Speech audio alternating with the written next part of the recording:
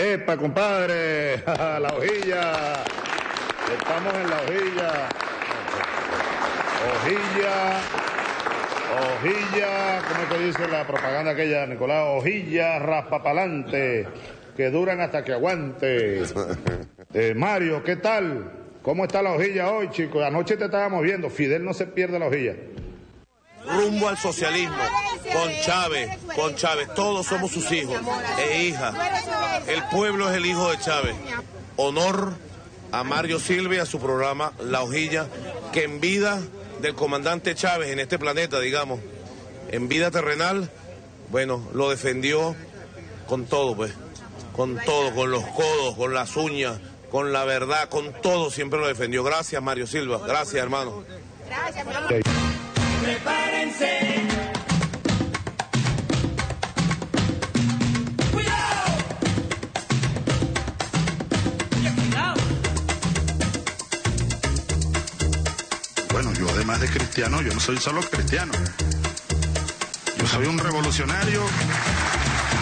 Revolución es sentido del momento histórico. Es cambiar todo lo que debe ser cambiado. Es igualdad y libertad plena. No se trata de solo de hablarlo y proclamarlo, hay que construir el socialismo. Nuestro socialismo en el siglo XXI, en Venezuela, en el marco de América Latina y en el marco de los acontecimientos mundiales. Si esto no te enciende, buscaremos el calor de los abrazos. Y en multitudes damos todos solo un paso. Y que el encuentro sea motivo para andar más allá.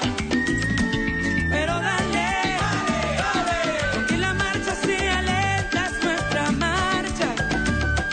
Que la alegría vencerá todas las rabias. Y si arremete buscaremos transformarla en fuerza de amor. Va a continuar.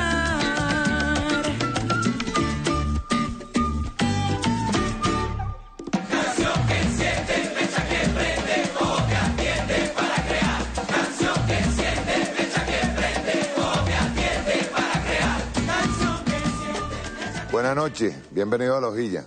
Bueno, hoy estamos con Vladimir Adrianza, camarada, amigo. Nos conocimos en unas reuniones recientes en el Banco Central de Venezuela, aparte que lo había visto ya en varias entrevistas. Analista económico, político, geopolítico.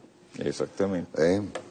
Nos vamos a sacar el prontuario aquí porque tú sabes que No. tú sabes que mañana tengo un conversatorio y me llamaron, me dijeron, ¿cómo lo ponemos cómo le ponemos en el currículum? Yo le dije, ponga bachiller marginal, que así me bautizaron. Póngame bachiller marginal, sí, porque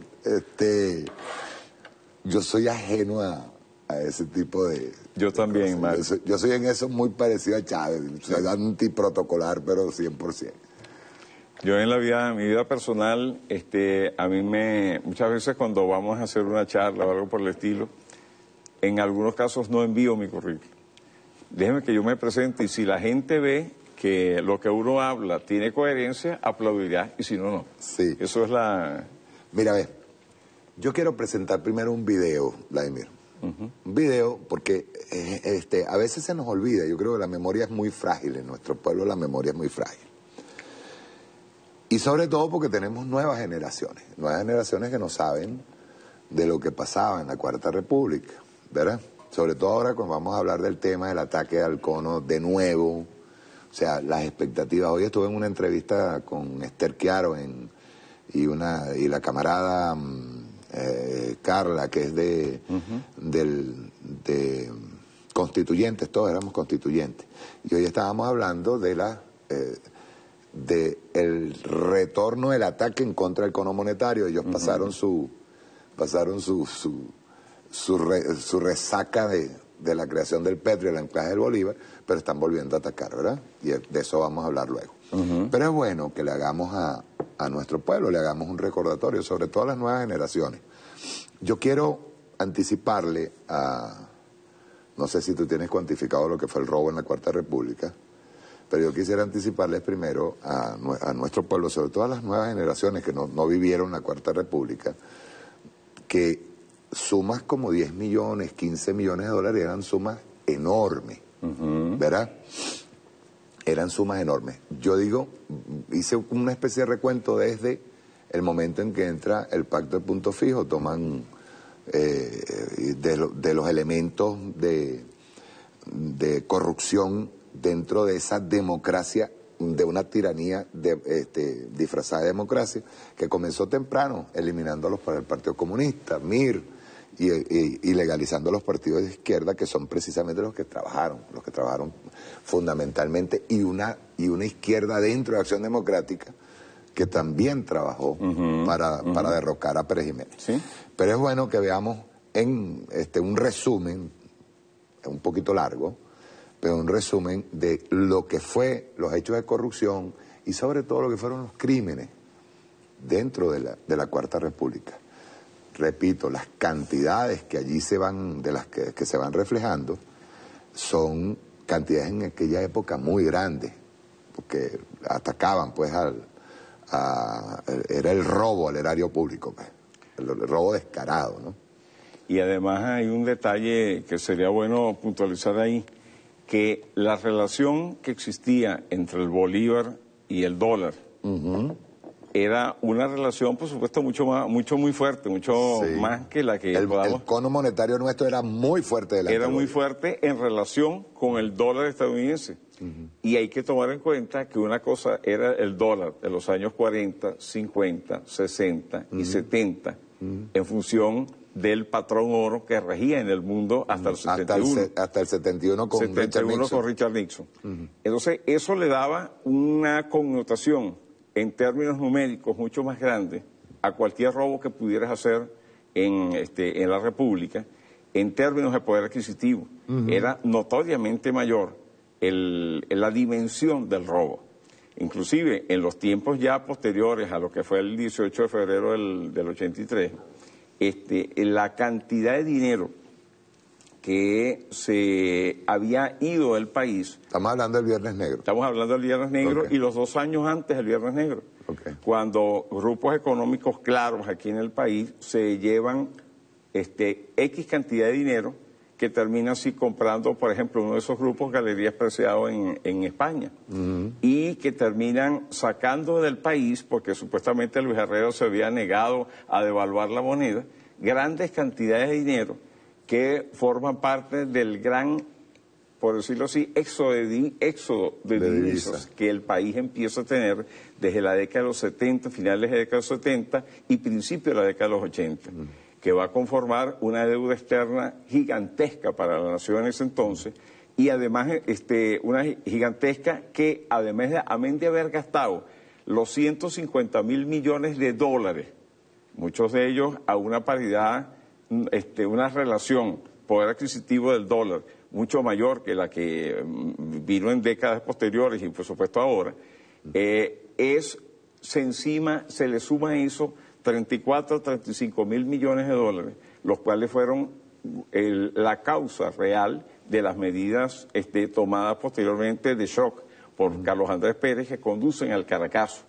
Sobre todo tomando en cuenta que durante los 10 últimos años no había habido una sola compensación a la clase trabajadora, que es lo que produce realmente el Caracazo, cuando la gente, después que le subió el 100% de un día para otro. Y aparte que no fue un ataque programado de afuera hacia adentro, no fue interno, de la oligarquía. Y además esa cuestión, la oligarquía, seguro te recordarás esto, probablemente la gente joven no lo conoce, que la oligarquía nacional le endilgó al Ejecutivo del entonces la deuda privada externa. Deuda privada que junto con la del Ejecutivo se contrajo con 457 bancos alrededor del mundo. Y esa deuda de los 457 bancos es la que Paquetico Rodríguez termina convirtiendo en bonos que a la República creo que todavía estamos por recuperar algunos de esos bonos, con aquello de la lógica del cero cupón, con cupón, no sé cupón y todos los cupones que hubo.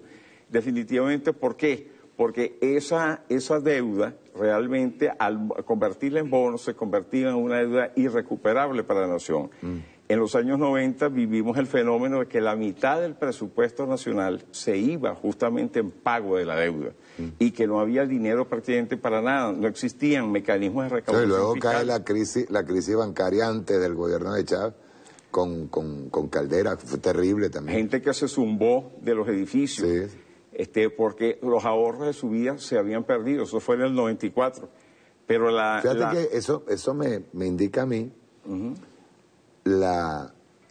que incluso dentro de Revolución, o sea, ya a partir de la Revolución, la fe que hay hacia la Revolución de que sabe que no se va a perder los reales, sobre todo porque en aquella oportunidad lo que hicieron fue satisfacer los pedimentos de la banca, o sea, de la crisis bancaria de los banqueros que robaron, les entregaron los fondos. Ahora no. El fenómeno, te acordarás que había una frase, Mario, que se llamaba banqueros ricos, bancos quebrados. Sí. Aquí no hubo un solo banquero. Aquí no siquiera con el caso de la crisis bancaria del 94. Hubo, por decirlo así, un chino de Recadi. No hubo ni un solo chino de Recadi. Aquí no todos los salió preso banqueros nadie. agarraron los 7.600 millones de dólares que entraron el año 94 y luego los del 95, que se fueron los auxilios de Fogade. Prácticamente los cogieron los dueños de los bancos para sacar el dinero fuera del país. Exacto. Y teníamos el fenómeno de bancos quebrados, el 54% de la banca nacional quebró. Y con banqueros ricos. Sí, pero la gente habla de Banco Latino, no. Fue el 54% fue Banco Latino, de la banca, Metropolitano. Banco de la Guaira Internacional, que era de los Mendoza. Sí. Que se forjó a raíz justamente, el caso de los Mendoza fue comiquísimo. Un hombre que fue ministro de Hacienda, Fomento y todo lo demás, y siendo ministro de Hacienda, Fomento y todo lo demás, fue el que inició su negocio de contrabando de cauchos en la Segunda Guerra Mundial por el Apure, para burlar todos los controles que pudiera el incipiente Estado venezolano tener, y que se benefició de todo este conjunto de préstamos desde diferentes organismos oficiales para montar todo lo que fue Empresas Mendoza, el Banco de la Guaira Internacional y todas las inversiones que ellos tenían, y solamente como mecanismo para lavarse la cara puso el ortopédico infantil. Esa historia la gente no lo sabe, como no saben el origen realmente de todo lo que ha sido la forma de la transculturización que nos han aplicado en Venezuela con lo que se ha conocido en términos muy genéricos como el American Way of Life, montado en Venezuela en los años 1940, 50 y para acá, que tiene sus repercusiones todavía en Venezuela en materia de esa cultura de consumo de bromas realmente innecesarias, en muchos casos, que tenemos hoy en día en la sociedad venezolana. Vamos a pasar el video. Luego le vamos a entrar de frente a lo que es el ataque. Creo que hay alguien aquí que no sabe que estoy haciendo el programa. Entonces, yo quiero pasar primero ese video porque es bien necesario. ¿Okay? Es un recordatorio de lo que fue toda la Cuarta República, del daño tremendo que le hizo a Venezuela, que todavía hoy lo estamos pagando. Por favor. Todavía lo estamos pagando de una manera impresionante. Vamos a verlo. Rueda.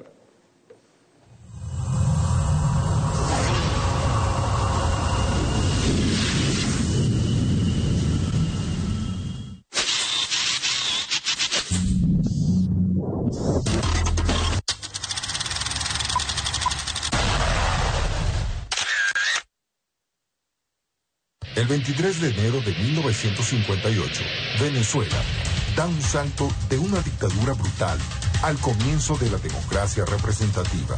Lo que nunca nos imaginamos fue que esta oligarquía se aprovecharía de la victoria popular Bricio Ojeda y comenzaría una nueva ola de represión y violación de los derechos humanos a los dirigentes políticos, estudiantiles y sindicales venezolanos.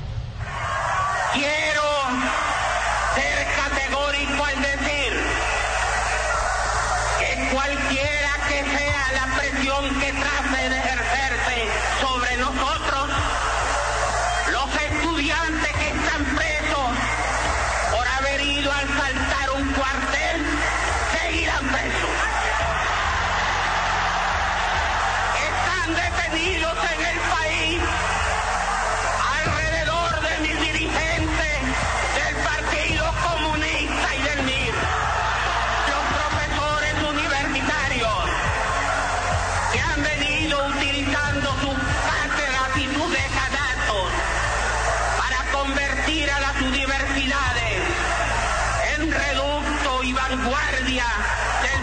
comunista van a seguir presos.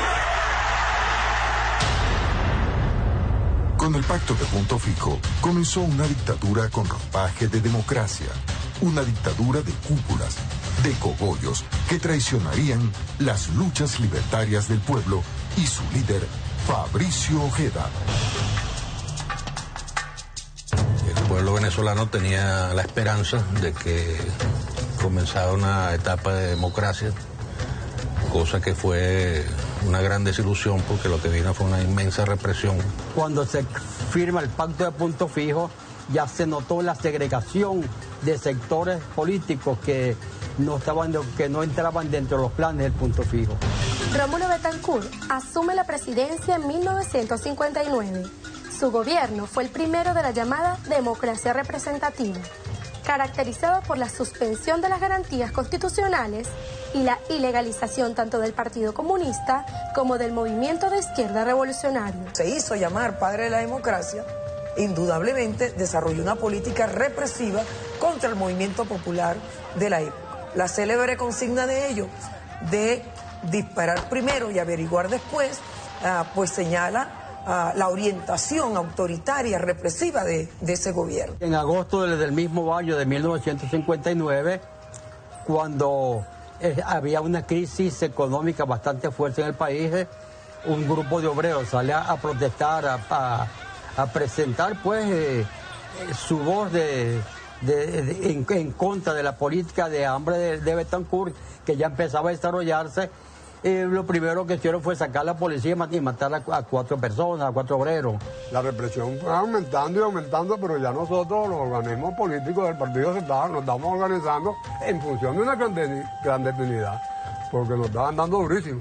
Y a partir del momento del Tren del Encanto, se determinó que allanaron a todas las fuerzas de izquierda y a los parlamentarios y todo, ahí se pasó definitivamente a la clandestinidad. Desde allí fueron suspendidas las garantías con el gobierno de Rómulo Betancourt. La figura del desaparecido se inicia bajo el gobierno de Leoni. Ellos decían que era el presidente bueno, pero Leoni fue un represor más y durante su gobierno desaparecieron más de 1000 venezolanos que su familia todavía buscan sus cadáveres para darle su cristiana sepultura. 1943. En plena Guerra Fría, abre sus puertas en Panamá la Escuela de las Américas. Oficiales de los ejércitos latinoamericanos se formaron allí para desarrollar la doctrina estadounidense de seguridad nacional, que dio sustento a las prácticas represivas de los gobiernos en el continente. Una política de contrainsurgencia que estaba orientada justamente a enfrentar el avance de las ideas socialistas en la región latinoamericana y caribeña. Utilizar la tortura para buscar información, para sacarle información o para crear el terror en la población. Lo del atropello a las familias era salvaje, indudablemente a todos los niveles. Que yo se le ocurría, allanaban y se llevaban a gatos presos. Ahí colocaban electricidad en los testículos, ahí colgaban a las personas desde los pies, ahí le daban batazos. Nos vimos obligados a darle una respuesta a esa represión, organizándonos militarmente y comenzando a operar como guerrilla urbana.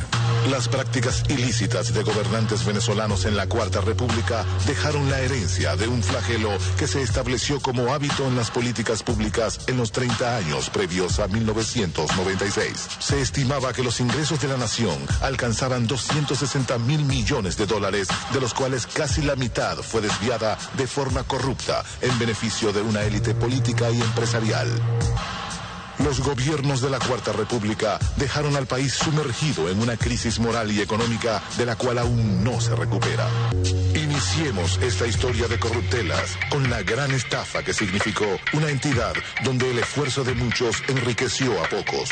Con el objetivo de solventar carencias sociales, fomentar el ahorro de los trabajadores, generar empleo e incentivar el cooperativismo, se crea en el año 1966 el Banco de Trabajadores de Venezuela. Un proyecto que se convertiría en un jugoso negocio de más de 82 millones de dólares. Las intenciones iniciales se vieron frustradas. En 1978, esta entidad representaba la cuarta parte de las actividades de la banca en el país. 57% de las acciones estaban en manos de la CTB y 43% a cargo del gobierno. Entre 1966 y 1976, la gerencia del Banco de Trabajadores de Venezuela ya había agotado la capacidad de endeudamiento de la empresa por operaciones ilícitas.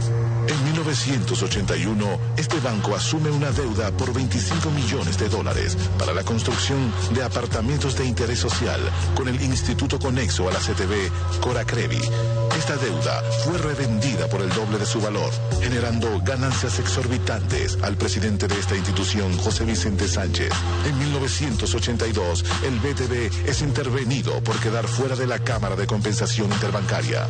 Los tres grandes deudores corresponsables de esta crisis, el gobierno de Luis Herrera Campins, Inversiones Van Trapp y la empresa subsidiaria Coracrevi, los cuales resultaron beneficiados con el 73% de las colocaciones. Las investigaciones indican otros hechos delictivos, como el financiamiento a Coracrevi para construir un lujoso edificio llamado Florida Cristal, subvaluado en $5 millones, posteriormente adquirido por altos dirigentes de la CTB, entre ellos su presidente Antonio Ríos, quien además era presidente de Coracrevi, diputado al Congreso y miembro de Acción Democrática. Así reseñó la prensa el primero de 4 eventos inolvidables en la década de los 80, donde la violencia ejercida por el neoliberalismo al mando de los cuerpos de seguridad cobró la vida de 23 ciudadanos, estudiantes e integrantes del Frente Guerrillero Américo Silva. Hombres y mujeres con edades comprendidas de entre 16 a 30 años de edad, la política de Estado, el exterminio de toda fuerza popular que se levantara por la lucha y las reivindicaciones sociales del pueblo. Amanece el 4 de octubre de 1982 en los matorrales de los Changurriales, en Cantaura, estado Anzoátegui. Alrededor de 40 jóvenes se disponen a desarrollar un congreso ideológico, con el fin de analizar el acontecer político y social de un país gobernado por las cúpulas pontofijistas.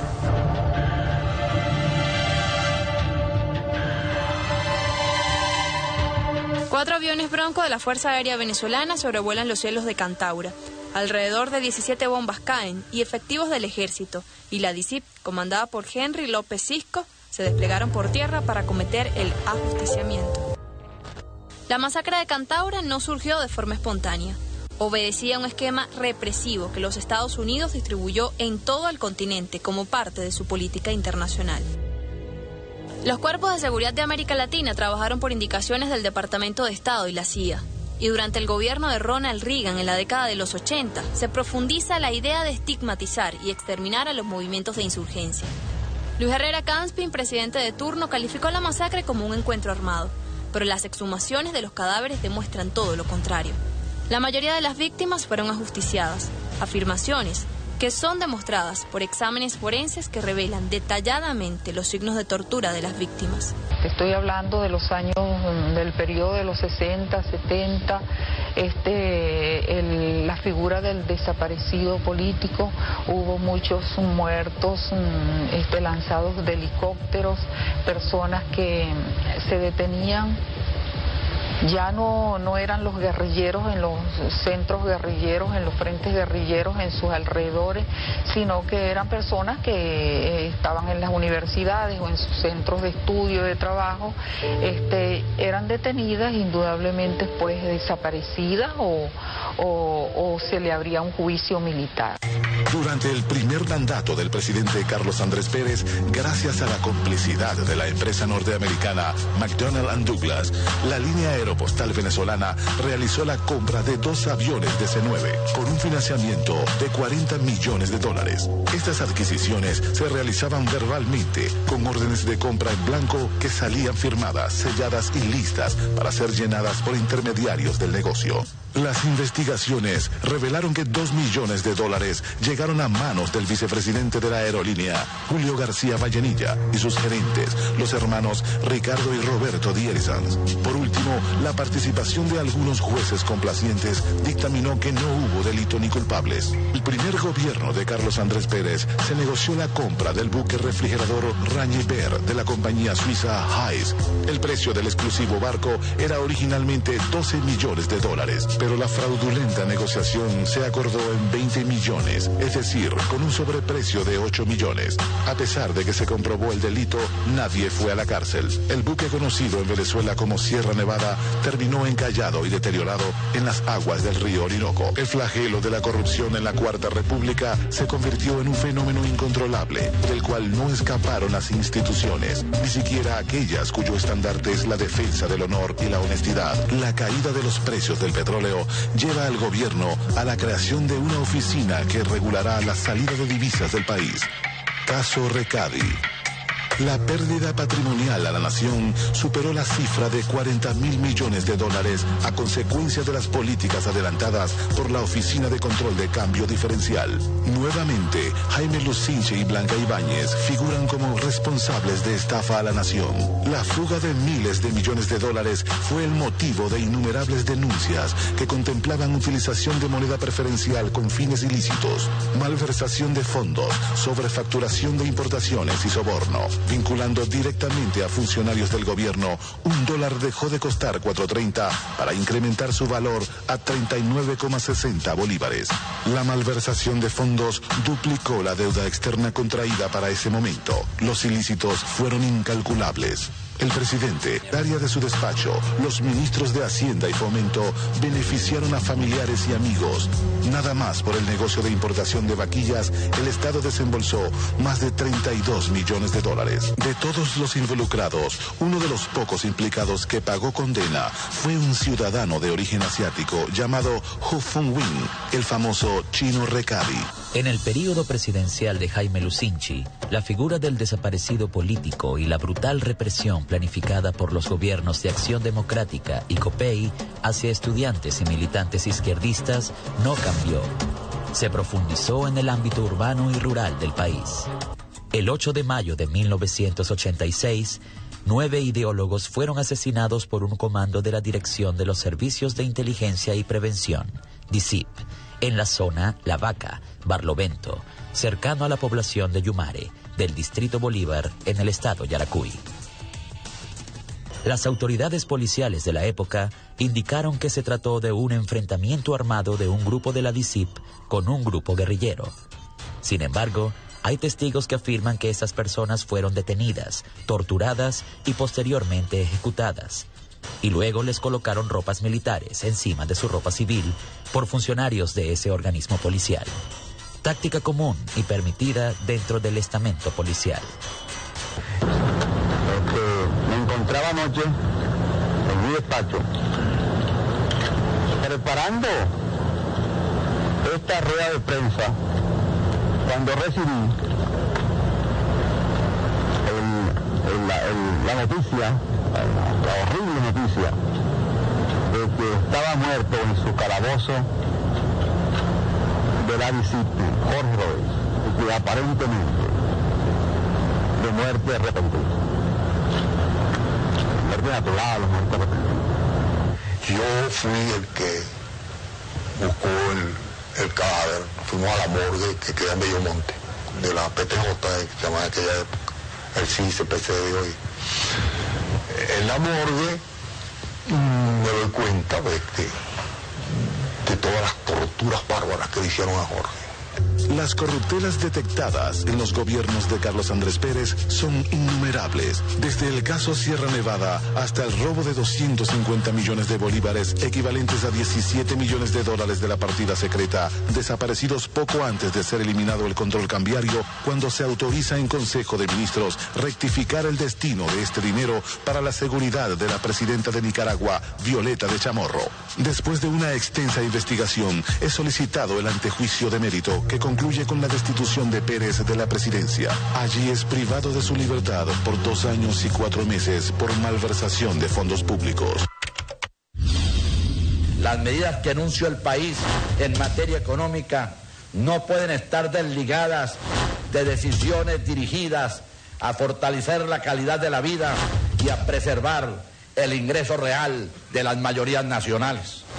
Estoy persuadido de que no habrá vacilaciones ni titubeos en el camino que impone la construcción de la Venezuela moderna.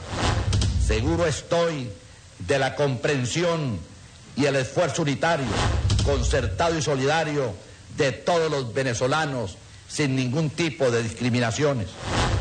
No los defraudaré. Fortaleceré con mi vocación de servicio y la de mis colaboradores la confianza que Venezuela ha puesto en mí. Hoy tenemos que lamentar varias decenas de muertos. Esto es algo sumamente grave. Tenemos que lamentar más de 2 centenas o 3 centenas de heridos. Más de 300 negocios han sido saqueados. Desde luego que para un gobierno dictatorial, para un gobierno a quien poco le importara la vida humana, esos saqueos no se hubieran producido porque los fusiles del Estado lo hubieran impedido. Pero esos no son los procedimientos de un gobierno democrático. Al decirles que hemos tenido que asumir esta dura responsabilidad de suspender las garantías en el país, lo hacemos en su beneficio. Y al propio tiempo decirle que estas medidas duras en el campo económico que estamos haciendo, lo hacemos en su beneficio, que esto es lo que va a permitir que realmente logremos el bienestar para todos los sectores de la comunidad. Yo no les pido que me lleven en hombro a Miraflores. Mi orgullo y mi ambición es a que me saquen en hombros de Miraflores, porque esa es mi ambición de historia, que cuando yo entregue el poder, entregue una Venezuela sana, una Venezuela en crecimiento y una Venezuela donde los venezolanos vuelvan a saludarme con las manos en alto.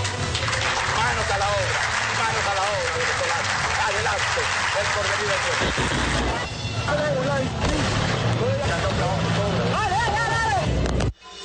Caso crisis financiera.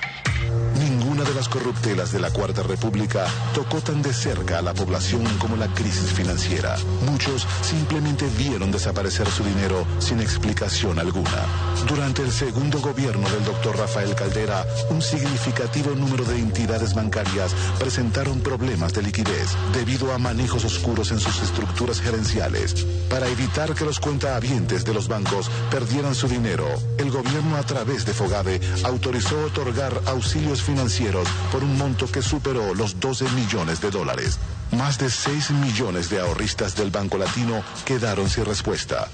Resultó implicado Pedro Tinoco, quien se desempeñaba como presidente de esta entidad bancaria y paralelamente ocupaba el mismo cargo en el Banco Central de Venezuela. Los directivos extrajeron el dinero destinado para solventar la situación de los clientes y se fugaron. Las pérdidas para FOGADE, institución que otorgó las divisas, superaron los $22 millardos. Rafael Caldera llegó al poder por segunda vez en 1993. En su campaña prometió firmar una carta de intención con el pueblo venezolano para diferenciarse del acuerdo con el Fondo Monetario Internacional. Pero rápidamente deshizo sus promesas. Tras una abrupta crisis financiera, en 1995 se propuso aplicar un nuevo plan y una conocida receta. La Agenda Venezuela te rinde cuentas. Hemos tomado estas medidas porque tenemos que tomarlas.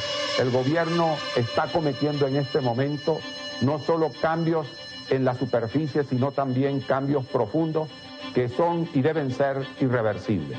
Que es un programa de superación de nuestras dificultades y de enrumbamiento de nuestra vida hacia el porvenir. Con el proceso también de privatización de bancos, de industrias, de algunos comercios, de empresas de seguros, de la CanTV, acompañado con la apertura petrolera.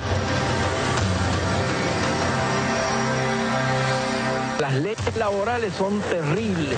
Cuando una persona se va hay que pagarle millones de bolívares. Bueno, ya ese tabú desapareció porque el factor multiplicador, que era la retroactividad de las prestaciones sociales, ya la ley lo quitó.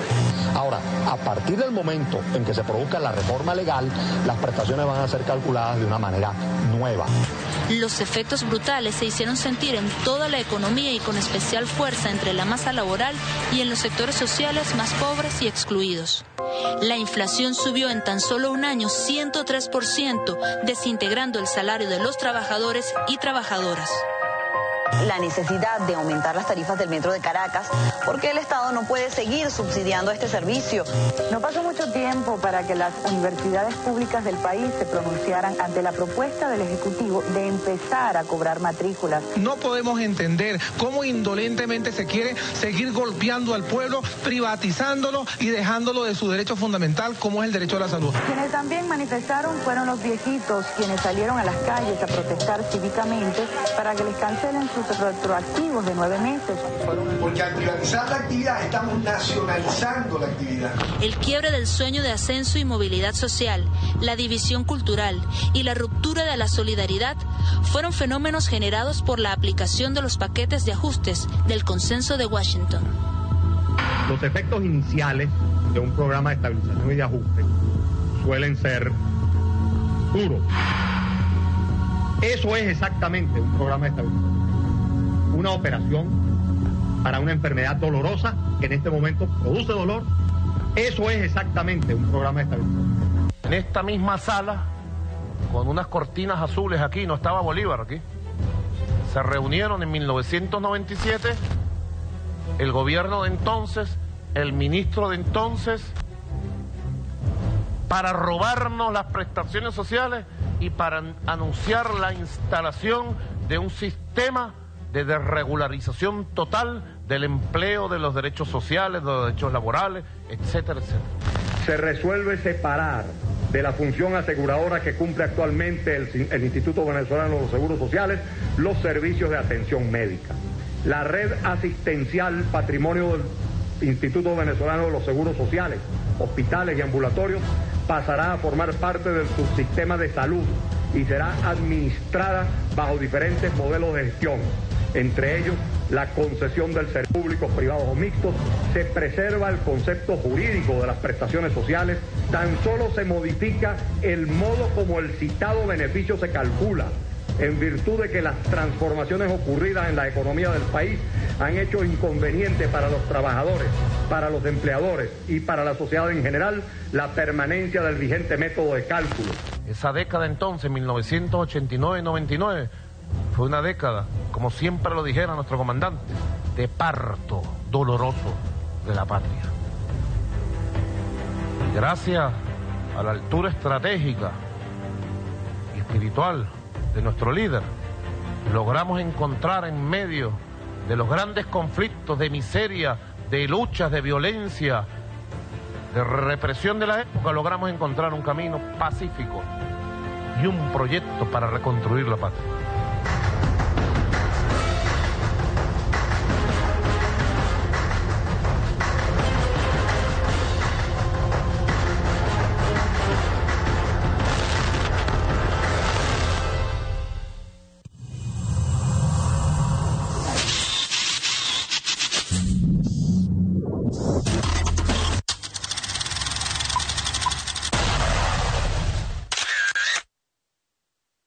Yo quise pasar este resumen muy corto en relación a todo lo que se hizo, porque es bueno que nosotros veamos de dónde viene y por qué ganó la Revolución Bolivariana, por qué llega Chávez al poder. Llega Chávez al poder con un sistema corrupto, un sistema con el ladrón que atacó al pueblo por todos lados, pero hay algo mejor. La mayoría de los que estaban sentados ahí, entre ellos Mendoza, son los mismos que han venido presionando a cada rato salarios, presionando para que los salarios no suban, presionando para que suban los precios. Es lo mismo que están haciendo ahorita, pero ahora con un objetivo que es derrocar la Revolución Bolivariana. Yo quiero que me des la cifra del Plan Marshall. El Plan Marshall fueron 10.000 millones de dólares de la década, finales de los 40, principios de los 50. 10.000 millones de dólares. Para la reconstrucción a 35 de Europa. dólares la onza para reconstruir Europa en su totalidad. 10.000 millones, eso fue todo. Si lo otro, en términos comparativos, yo recuerdo a alguien que por supuesto no era de izquierda, que era Arturo Uslar, pero decía que en Venezuela se habían invertido varios planes Marshall, sin que se hubiera visto ninguna mejoría a la situación económica en Venezuela. Tú citaste ahorita el caso concreto de Mendoza. Y hay un detalle que yo voy a referir en este caso de una declaración pública que él dio alguna vez, que ellos no tenían nada que deberle ni a la primera, ni a la segunda, ni a la tercera, ni a la cuarta, ni a la quinta república. Y yo definitivamente veo que eso pudiera calzar en una persona que desconoce la historia de Venezuela. Pero los que algo conocemos de eso, nos damos cuenta que desde Cristóbal Mendoza, que fue el presidente del primer triunvirato, ellos han mantenido toda una relación de desarrollo de sus intereses, y en los tiempos de los años 30, 40 para acá, buena parte de los ingresos del Estado, directa o indirectamente, se desviaron hacia diferentes grupos económicos del país, los cuales nunca fueron ellos una excepción. Hay un detalle que a mí me llama mucho la atención, que es que ellos lo soslayan de una manera impresionante. El hecho de tener acceso a un dólar sobrevaluado, como el que tuvimos aquí durante tantos años, inclusive en tiempos recientes de revolución, y el hecho de que ellos desarrollaran buena parte de sus organizaciones a la captura de esos dólares sobrevaluados, definitivamente fue lo que constituyó y lo que constituye el objetivo principal de negocio de esas empresas, puesto que simple y llanamente se dedican a satisfacer en alguna medida el mercado interno con la idea de capturar justamente la asignación de dólares de parte del Estado, tanto en la cuarta como en la quinta república, y a invertirlo menos para colocarlo más afuera. Eso es un elemento que se ve allí, pero no solamente es ese elemento, Mario. Hay un detalle que a mí me llama mucho la atención. Caen los precios del petróleo ahora en 2014-2015, gracias a la estrategia de Obama, de los esquistos, mediante el fracking y toda esa historia. ¿Qué sucede con ellos? Ellos presionan al gobierno, se cierra Sencoex, o sea, termina Sencoex de entregar dólares y Cadivi, y ¿qué es lo que hacen ellos? Sacan la producción, simplifican la producción, empiezan, una parte la dejan acá, a precios muy especulativos, desarrollados con los bachaqueros, que eso constituye toda una cadena de distribución que sirve para la distorsión de los precios, pero da la casualidad que buena parte de esos productos salen del país. ¿Y para dónde salen? Bueno, sí salen algunas a las islas del Caribe, pero la mayoría hacia Colombia. ¿Buscando qué? Buscando el dólar. Quiere decir que la relación dólar-bolívar durante todos los años, desde 1930, 30 y pico, hasta hace un año atrás, constituye para la oligarquía nacional la principal sustanciación de sus negocios en el país. En pocas palabras, se hacía todo negocio con la idea de estar sustentado en un dólar que usualmente lo producía PDVSA, un dólar totalmente sobrevaluado, y que ellos simplemente por el mecanismo prácticamente libre cambio o de la asignación de divisas de una manera que les permitiera garantizar, entre comillas, la producción de algunos rubros a nivel nacional, simplemente capturaron esa cantidad de dinero. Y a mí me duele mucho por decir algo que le vi decir al presidente Hugo Chávez con mucho dolor, que fue el hecho por allá por el 2012, antes de su partida, que de Venezuela habían salido una cifra en dólares, de Venezuela, según estudios que habían hecho, que superaba el PIB de ese momento, que de paso, por supuesto, en el tiempo del presidente Chávez creció de 78 mil millones de dólares al inicio, al final de la cuarta, de los años de la cuarta, el 98 por ahí, hasta 320, 330 mil millones de dólares en el tiempo que el presidente Chávez estuvo hasta 2012. Y que había salido del país una cifra muy superior a esa cantidad y que estaba en depósitos de venezolanos en el exterior. Entonces, eso demuestra, en principio, que aquí el objetivo principal de la oligarquía nacional, de la oligarquía económica nacional, no fue la producción nacional, no fue el abastecimiento del mercado interno, simplemente fue la captura del dólar. Y es lo que se ha visto ahora con el contrabando de extracción hacia Colombia. ¿Buscando qué dólar? Buscando el dólar del narcotráfico, que es el que realmente alimenta las operaciones que se hacen en la frontera con Venezuela. Porque uno debe sacar la siguiente cuenta: ¿cómo es eso que Colombia está abastecido de todos los productos que Venezuela produce? Es que los venezolanos van allá a comprarlos para bachaquearlos al revés. No sucede eso. ¿Y por qué sucede eso? Porque tiene que haber un sustento financiero en la cantidad de dinero que se le pagaba con los 2 cobros monetarios anteriores y se le está empezando a pagar en este momento en relación a que tú llevas un papel, o sea, llevas un billete y ellos te pagan 5 veces ese valor de ese billete. ¿Quién sustenta esa operación? Y eso se sustenta a través de un mecanismo de lavado de dólares con varios bancos que operan, unos aquí en Venezuela y otros afuera, como quedó demostrado estos días con el caso de la intervención de Banesco.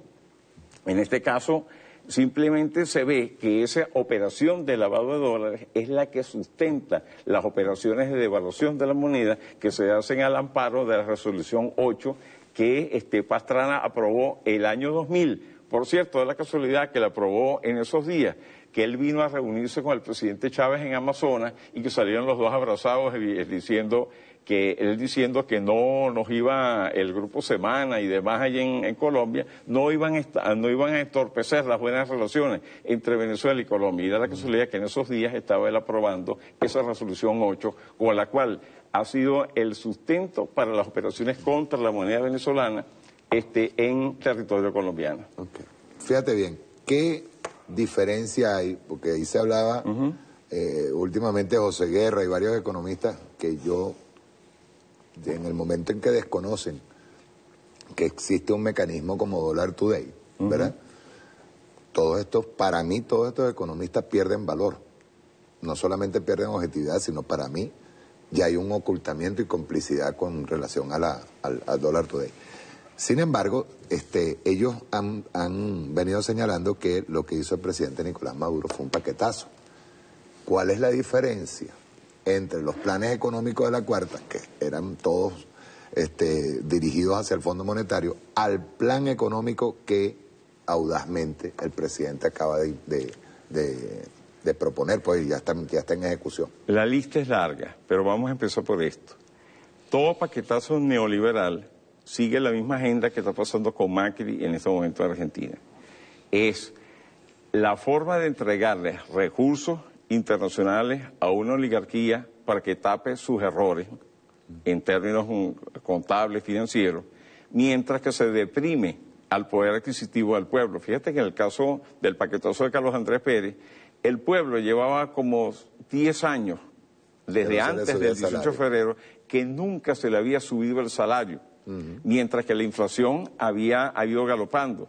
Venezuela asume por instrucciones del Fondo Monetario Internacional y por lo que se llamó el consenso de Washington, el paquetazo neoliberal que Carlos Andrés empieza a ejecutar. De un lado para otro, de un día para otro, sube el 100% del transporte público para un pueblo que en 10 años nunca había tenido compensación alguna de salario, que no tenía compensación real en el Seguro Social, porque el Seguro Social había venido deteriorándose de manera horrorosa, inclusive que ese Seguro Social llega a épocas de Caldera, en el año 97, en el que se discute en el viejo Congreso de la República si se privatiza el Seguro Social o si se deja ahí.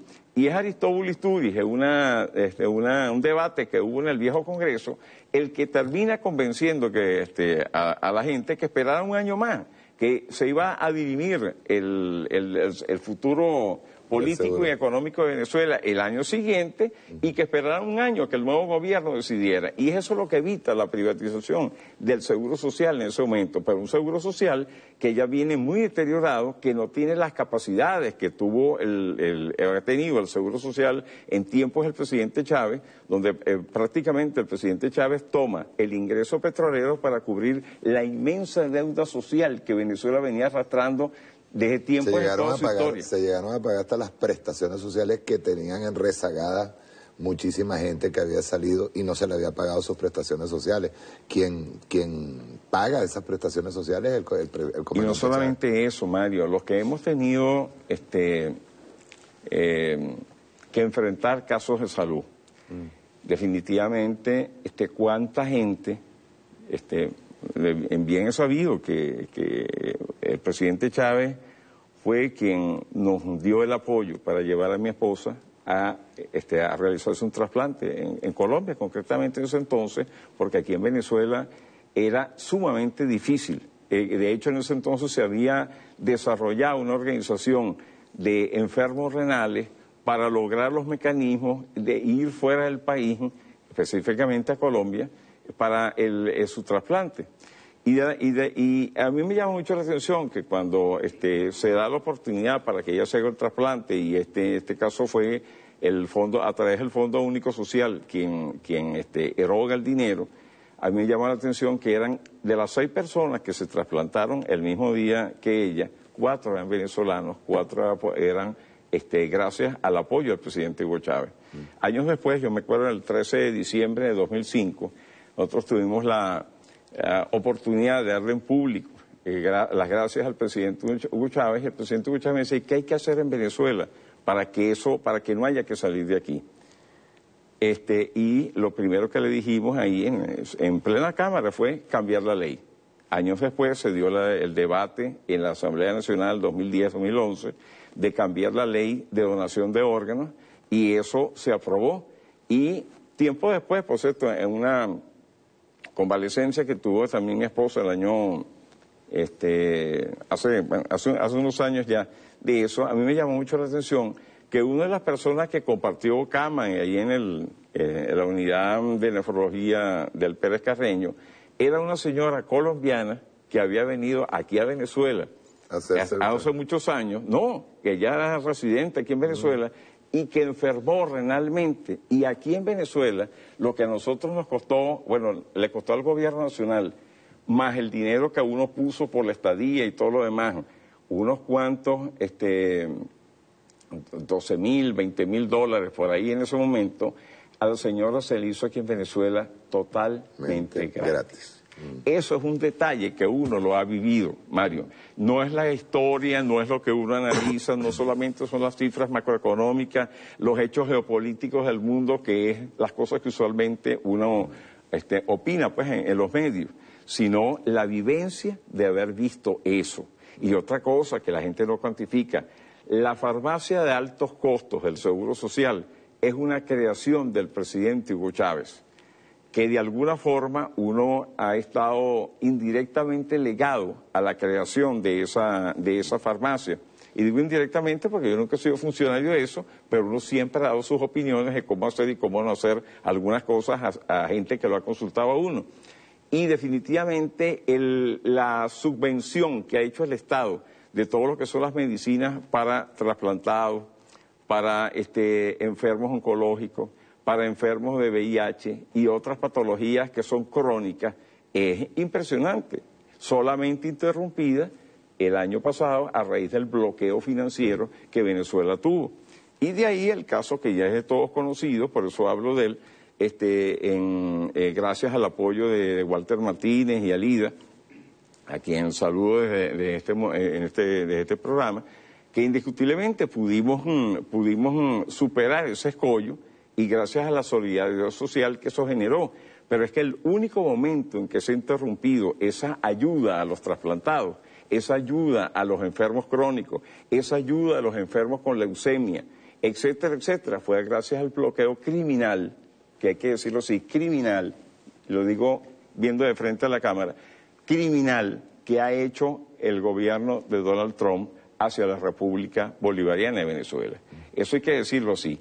El presidente Chávez, en el tiempo del presidente Chávez, simplemente dedicó el ingreso del petróleo a cubrir la inmensa deuda social, pero no solamente eso, a crear otras bases que gracias a su asesinato, porque yo también sostengo por todos los indicios que hay, que el presidente Chávez fue ingeniosamente ejecutado. Lo digo así, ingeniosamente ejecutado. Definitivamente no alcanzó para que él pudiera completar toda la obra que le ha tocado continuar con todos los escollos del mundo al presidente Nicolás Maduro. Entonces, esos detalles son parte de las cosas que la oposición no cuantifica. Pero volviendo al caso de lo que tú mencionabas, lo primero es la protección social. Aquí se está hablando de una relación salario-petro que definitivamente debe tender e inclusive salario petro del petróleo, precio del petróleo por ahora, que debe tender a mantener el salario asociado al petro, no en la forma como estaba antes, cuando los salarios, esa inflación del 100 y pico % que hubo cuando Caldera, 109%, inclusive la inflación que hubo en el primer año de Carlos Andrés Pérez, que de paso tiene una anécdota que es bueno rememorar. Carlos Andrés Pérez le dijeron, después del 27 de febrero, que habían personas que decían que la inflación iba a pasar del 80% ese año.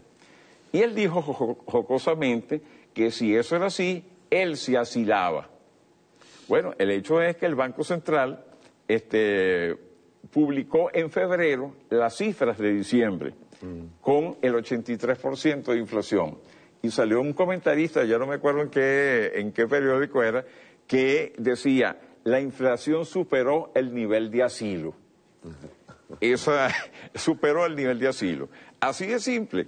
Ese detalle de la inflación en ese entonces se dio en el marco de que no hubo compensación alguna hacia el pueblo venezolano.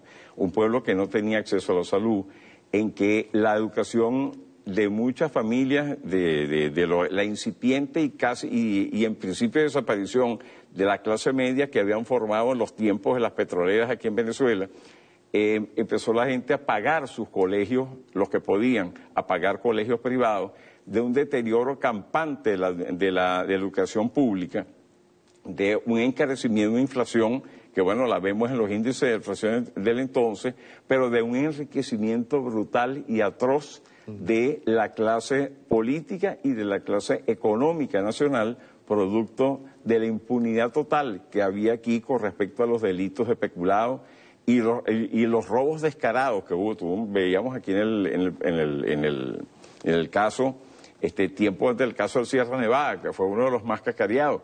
Pero es que aquí hubo casos, por ejemplo, en épocas de Luis Herrera, como el caso de Vinicio Carrera, ministro de Obras Públicas, que impuso el caso Transporte y Comunicaciones. Yo trabajaba en ese ministerio. Bueno, Transporte, es verdad, tienes razón. Transporte y Comunicaciones, que le impuso los taxímetros, y perdóname la digresión, le impuso los taxímetros y los mandaba y costaban 3.000 bolívares del entonces a 4.30. El hombre es descubierto, o sea, montó una compañía para vender los taxímetros mientras él fue ministro. Ejecutó el asunto. Simplemente él renuncia o sale del ministerio y se va para el exterior. Y aquí prescribían con la Cuarta República las penas por razones de corrupción. 5 años. Él se va a Inglaterra, dura ya el tiempo de la pena y luego regresa a Venezuela sin ningún tipo de sanción en lo absoluto. Entonces, todas esas cosas sucedían aquí en los tiempos de la Cuarta República y no daría el tiempo de este programa ni de otros programas más para analizar en detalle todos los desmanes que hubo en esos tiempos.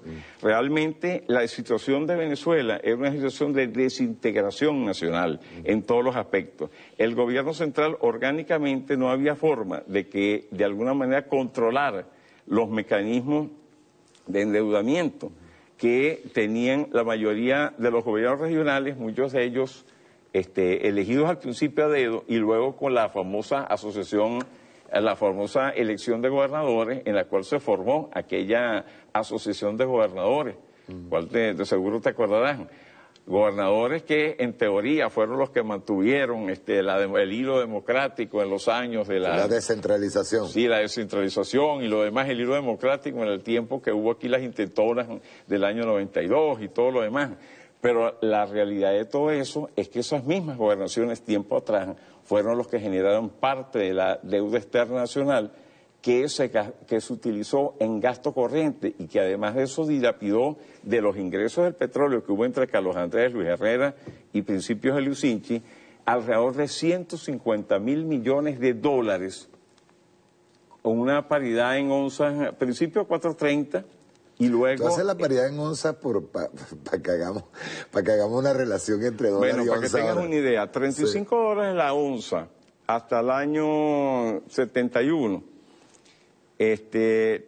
Ahorita está la onza de oro en 1.300 y tanto, por ahí anda. $1.300 la onza. Para que tú tengas una idea del poder adquisitivo de aquella época versus la devaluación que ha tenido el dólar estadounidense a lo largo de los tiempos. Devaluación que se arranca con Richard Nixon y que por supuesto ha sido galopante en el mundo, en el mundo entero. Lo que pasa es que el venezolano como que no ha sido debidamente informado de todo este proceso, el cual hoy en día realmente el dólar es una moneda no solamente que no tiene sustento, sino que hay un hecho que comentaba Ron Paul el año pasado en una entrevista que le hicieron, Ron Paul, el político estadounidense, que él decía que la estabilidad de la moneda, estabilidad de una economía, perdón, la estabilidad de una economía dependía de la estabilidad de su moneda y que le preocupaba que desde 2008 a la fecha se habían emitido, en términos en castellano, 4 trillones para ellos, billones para nosotros, de dólares inorgánicos por parte de la Reserva Federal y que él consideraba que en algún momento eso iba a reventar. Eso es lo que ha estado intentando contener Donald Trump a raíz del conjunto de sanciones entre comillas, y la guerra arancelaria que tiene con respecto a China y con respecto a otros países, porque es que el dólar está, como dice Walter, en un ala y una plegaria, y eso es parte de la situación que viene desarrollándose desde que el propio Richard Nixon, en el año 71, declara... En el año 2008 llega ahí comienza la crisis que no ha terminado. Que la han aplacado pero no la han terminado. Inclusive nosotros podemos ver los comentarios de MacKaiser cuando dice que el dólar prácticamente no es una moneda.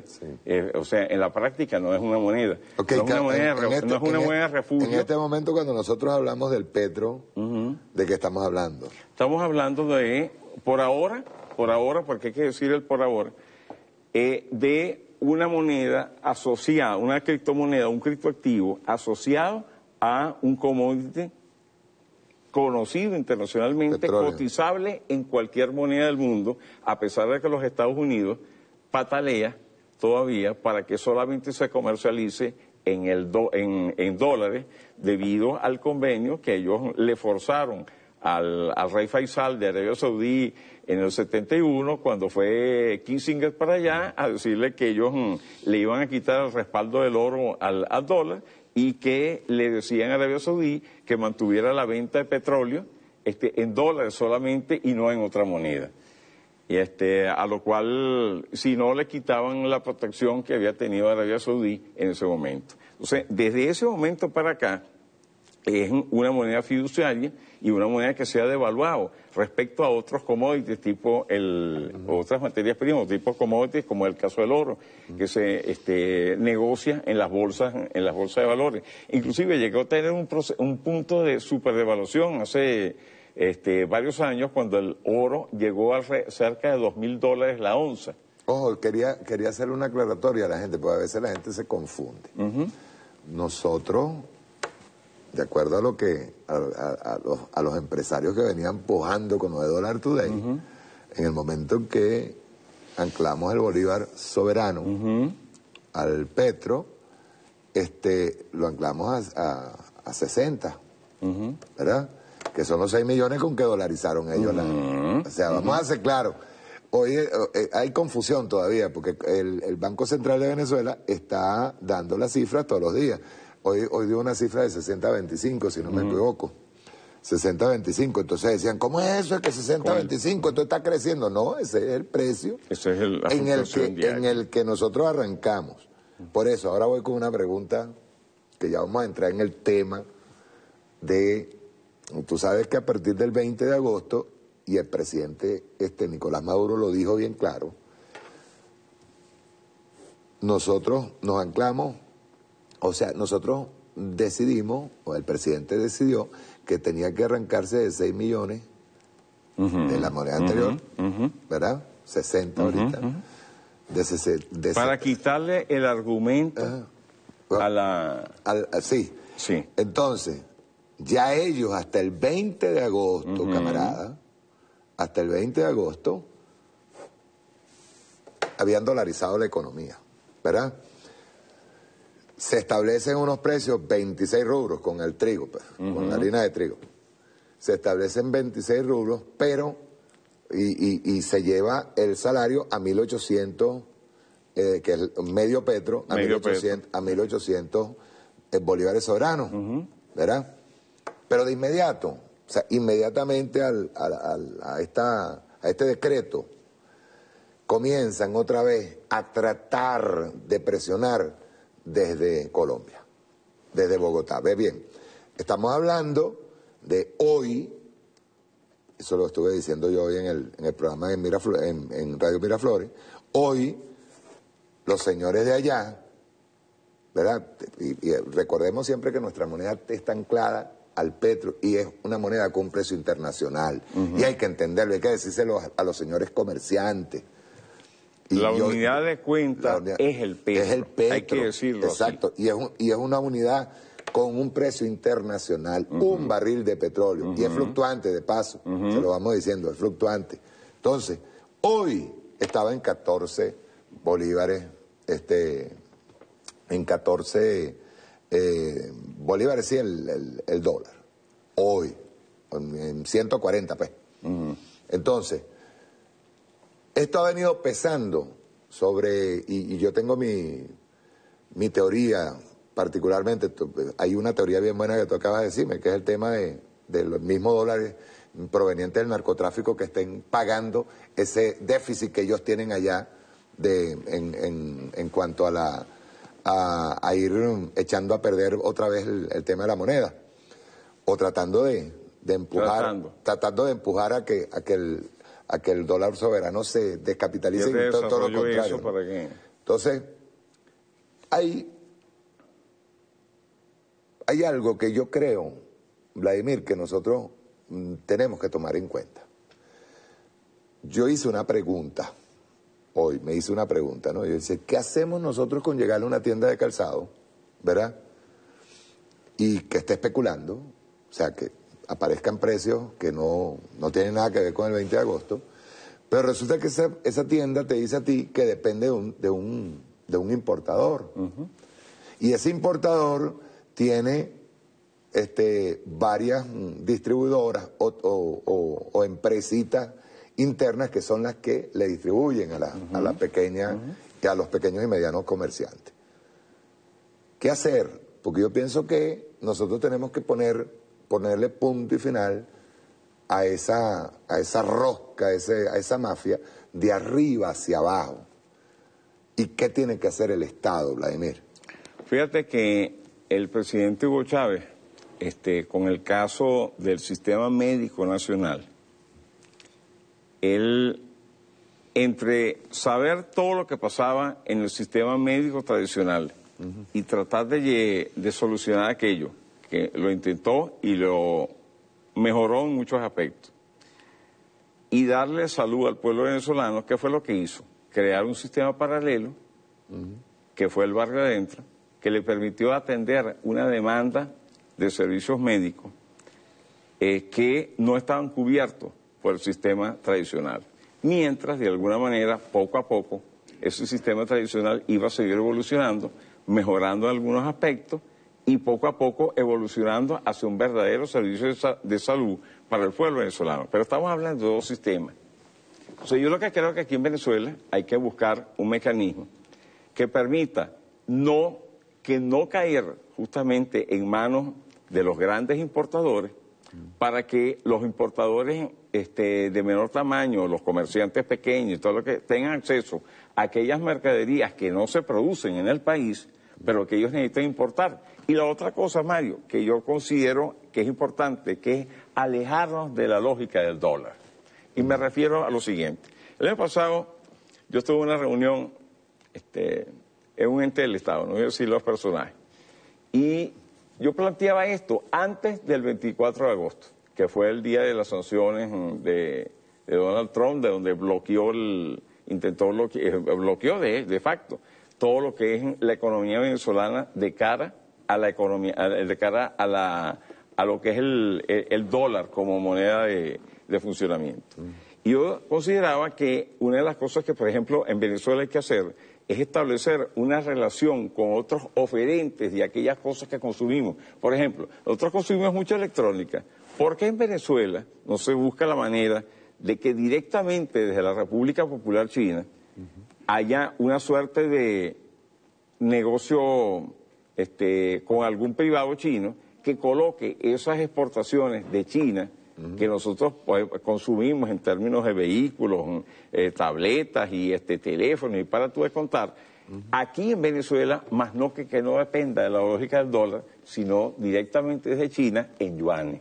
Y esa es la relación yuanes-bolívar o yuanes-petro, en este caso. La pregunta es ¿por qué no? Entonces, la solución es buscar un mecanismo que rompa la dependencia del dólar a la cual está psicológicamente anclado desde hace 100 años, justamente el comerciante nacional que no ve otra cosa que cómo importar desde los Estados Unidos preferiblemente, o que si lo importa vía Panamá sigue estando dolarizado.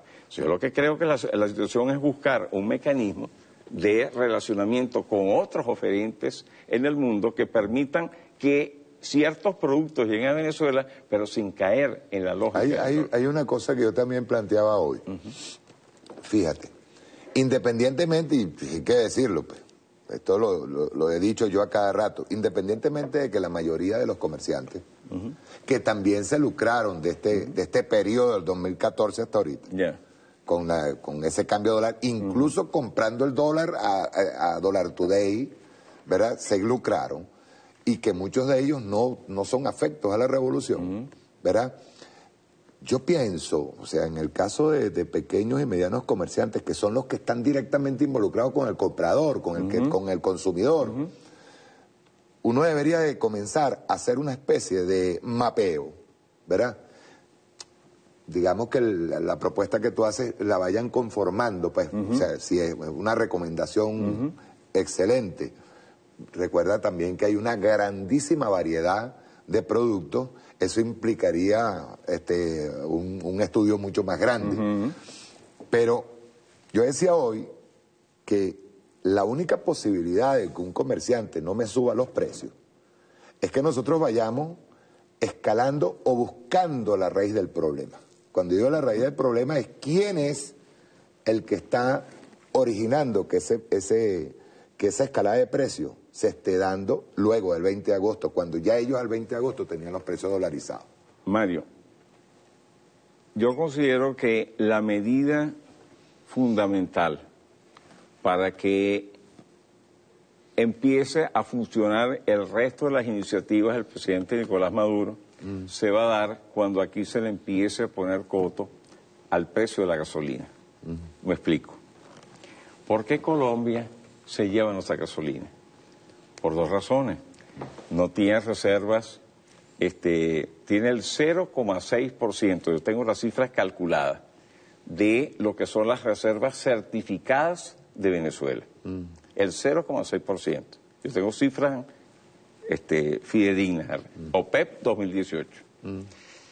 Segundo, porque existe un concepto en economía que se llama la intensidad energética. Es decir, la cantidad de energía que requiere el PIB de una nación para poderse dar. Colombia tiene un déficit astronómico en términos de esa energía, sobre todo en lo que se llama la intensidad de hidrocarburos, que es una subclasificación de la intensidad energética. ¿Qué es lo que hace? En vez de llegar a un convenio con Venezuela, como a ti y a todos nos consta, que lo intentó el presidente Hugo Chávez en un buen entendimiento entre países, entre comillas, hermanos, definitivamente ellos prefirieron simplemente la vía del contrabando de extracción para nutrir X cantidad de personas, varios millones de personas a lo largo de la frontera, pero en un negocio que perjudicara a Venezuela y que de alguna manera les permitiera darle, entre comillas, comida a todo ese conjunto de gente que tiene en la frontera. Realmente fue para tapar las operaciones del narcotráfico que, dicho sea de paso, han crecido en el norte de Santander, como lo revelan los informes de las Naciones Unidas, del cual la gente lo puede obtener en Internet, y ojalá tuviéramos un día cómo presentar eso aquí en televisión con todos los detalles que yo los tengo. Ok, pero ahora en el tema de el tema de la gasolina tiene que ver por lo siguiente. El objetivo, ¿cuál es el objetivo principal de la economía colombiana en llevarse la gasolina y llevarse el resto de los productos? Que la entrada de dólares a Colombia por la vía, bien sea de las bases militares que Estados Unidos tiene allí, o bien sea por el lavado de dólares del narcotráfico, ha creado dentro de Colombia, como decía Piedad Córdoba, un déficit de producción interna. Esa producción interna tiene que ver con la producción de arroz y la producción de maíz. Y la producción de arroz y maíz y otros rublos que en vez de dedicarle, como hacía tradicionalmente, esos áreas de cultivo a esos productos, realmente se lo han dedicado a la expansión del cultivo de coca para alimentar la industria de la droga. Y está pasando un fenómeno que es casi similar a lo que le produjo el petróleo a Venezuela durante el siglo XX, que una entrada de dólares con una tasa relativamente sobrevalorada opacó el resto de la economía. Entonces, ¿qué es lo que ellos hacen con eso? Compran nuestra producción para satisfacer su demanda interna. Un país que tiene 11 tratados de libre comercio con diferentes partes del mundo, que no tiene soberanía económica y que de paso parte de su economía está basada en hechos ilegales. Y eso nos lo está aplicando a nosotros. Porque yo te decía lo de la gasolina, porque en la medida en que aquí se aplique el precio internacional de la gasolina con las exoneraciones del carnet de la patria, en esa medida esa situación va a ser colapso, porque ellos no producen, no refinan lo suficiente, la que refinan no sirve, dicho por ellos mismos en todas las encuestas, y encima de esa cuestión nunca han querido un negocio lícito con Venezuela, leal para con Venezuela, sino para perjudicar a Venezuela. Entonces, la aplicación de esos elementos en los próximos meses va a tener una repercusión inmensa en cuanto a lo que va a ser el precio de la moneda. Y Venezuela tiene que prepararse para esos elementos porque por ahora lo vemos del lado financiero, pero ya vimos el 4 de agosto de lo que son capaces de hacer. Entonces Venezuela tiene que encarar esa situación, porque lo que nos están haciendo no solamente es para perjudicar a Venezuela, sino para tratar de contener la situación interna de Colombia. Y eso hay que decirlo así.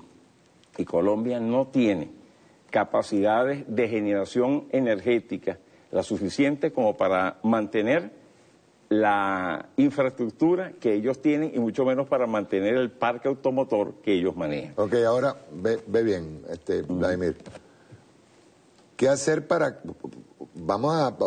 Tenemos claro que Colombia es, primero, con un gobierno hostil, y segundo, es un gobierno no solamente hostil, sino títere de los norteamericanos, y está clarito cuál es su agenda para desestabilizar a Venezuela y lograr lo que yo dije el otro día, que aquí a Estados Unidos no le importa para nada que un comerciante quiebre, que un empresario incluso de los más encumbrados quiebre. A ellos eso no les interesa, lo que les interesa es simplemente que el gobierno caiga y que caiga la revolución bolivariana para ellos efectuar, yo lo he dicho siempre, una labor de exterminio. Ahora,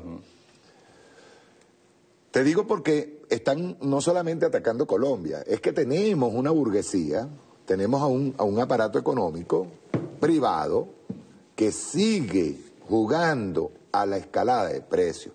No solamente desde Colombia, entiéndeme, Vladimir, sino de otras partes. Es decir, los que son clásicos importadores siguen haciendo de las suyas y nos siguen afectando. O sea, van obligando, presionando a los pequeños comerciantes para que el producto final que va al consumidor llegue más caro.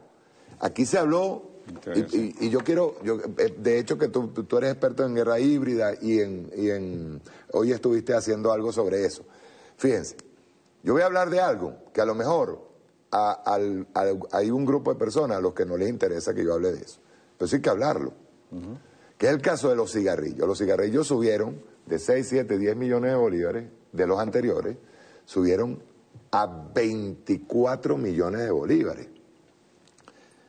Yo pienso, no solamente como fumador, escúchese bien esto, pues yo no voy a negar que sea fumador, pero como fumador yo pienso que eso va dirigido a sectores que son fumadores y que al no poder comprar los cigarrillos va a generar una rabia o descontento por no comprar los cigarrillos, para explicarlo bien.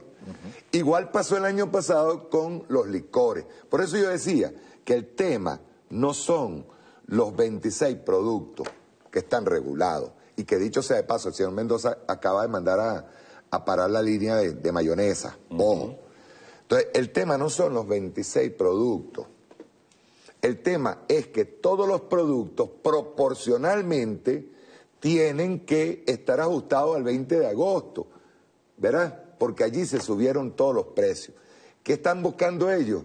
Otra vez generar, como en el caso de diciembre, cuando se aceleró de manera terrible los precios de los licores, ¿verdad? Que hay gente que toma, ¿verdad? Como también la cerveza, que hay gente la gente pobre, su bebida era la cervecita todos los fines de semana, para generar descontento y generar rabia en contra del Estado, en contra del gobierno y la revolución. Eso es parte de la guerra psicológica. Y yo lo voy a poner con un ejemplo. Perdón, Vladimir, yo quisiera preguntarle, por ejemplo, a la industria tabacalera nacional, ¿de dónde sacó ese precio? Mario, hay que volver a las bases de lo que es una economía sana, una contabilidad sana, y como los contadores en definitiva son gente muy conservadora, los verdaderos contadores, no aquellos que hacen contabilidades creativas. Definitivamente hay que volver a las bases. ¿Cuál es la estructura de un precio? Principalmente tiene que ser la de costo. Y para que esa cuestión de costo se dé, hay que garantizar mecanismos sistémicos de parte del Estado para garantizar que el costo, la relación entre el costo y el precio, la ganancia, sea proporcional a lo que realmente debería ser. Yo propuse en el grupo en que nos reunimos, donde estuvo Boza, Valdés, Pascualina y demás, una de las cosas que yo apoyé fue el hecho a un impuesto a la ganancia excesiva. ¿Por qué un impuesto a la ganancia excesiva y no necesariamente el 16% de IVA sobre el suntuario?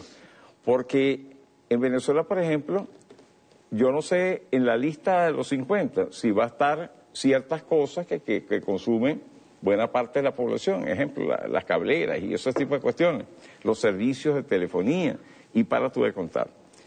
Entonces, la pregunta es, ¿cómo controlas realmente la ganancia?